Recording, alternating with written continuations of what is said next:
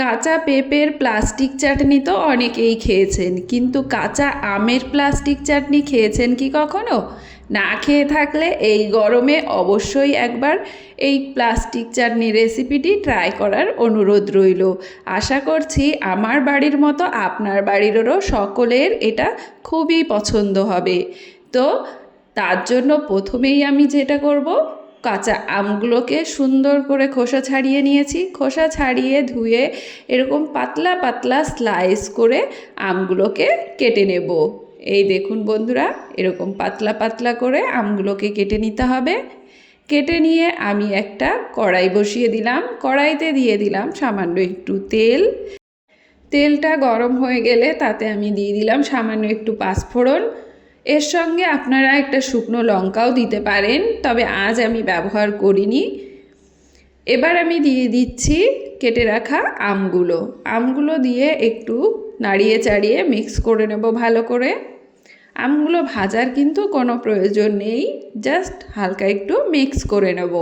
Mix করে নিয়ে তাতে আমি দিয়ে দেব স্বাদ মতো চিনি। চিনিটা আপনারা আপনাদের প্রয়োজন অনুযায়ী কম বেশি করে নিতে পারেন, কোনো সমস্যা নেই।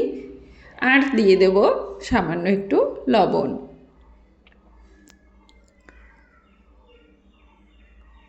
দিয়ে ভালো করে মিশিয়ে নেব। আমি কিন্তু এই রান্নায় একদম জল ব্যবহার করব না। আপনাদের যদি মনে হয় যে জল ব্যবহার না করলে আমটা সিদ্ধ হবে না, তারা কিন্তু অবশ্যই রেসিপিটি শেষ পর্যন্ত দেখবেন। এই দেখুন বন্ধুরা, চিনি থেকে জল গলে গেছে, আর এই জলেই কিন্তু রান্না হয়ে যাবে আমগুলো। আমি কিন্তু এক্সট্রা আর কোনো জল এতে ব্যবহার করব না।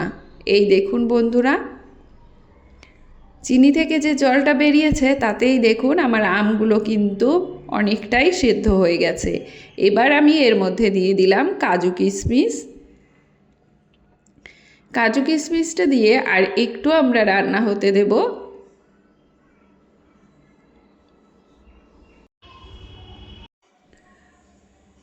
তা আপনারাও কিন্তু বাড়িতে অতি অবশ্যই এইভাবে একবার চাটনি তৈরি করে দেখুন। এটা খেতে কিন্তু খুব ভালো লাগে, বিশেষ করে এই গরমে তো দারুণ লাগবে খেতে।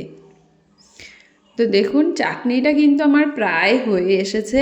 আমগুলো দেখুন সব কিন্তু সিদ্ধ হয়ে গেছে।